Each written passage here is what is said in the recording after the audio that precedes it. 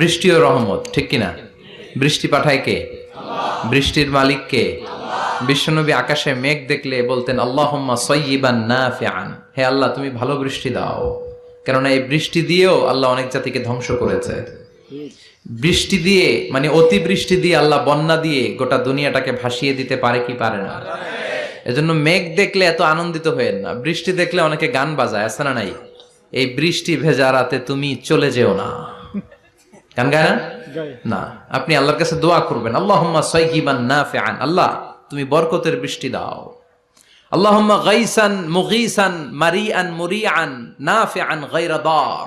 বিষ্ণুই পড়তেন আল্লাহ এই বৃষ্টিটা যেন উপকারী হয়, এই বৃষ্টি থেকে যেন ঘাস লতা পাতা কিছু পায়, এই বৃষ্টিটা যেন আমাদের জন্য বরকতময় হয়, যেন কল্যাণময় হয়, কোনো ক্ষতির কারণ যেন না হয়, তুমি কবুল করো। আমিন। আবার বেশি বৃষ্টি হলে বিষ্ণুনবী দোয়া করতেন আল্লাহুম্মা হাওয়ালাইনা ওয়ালা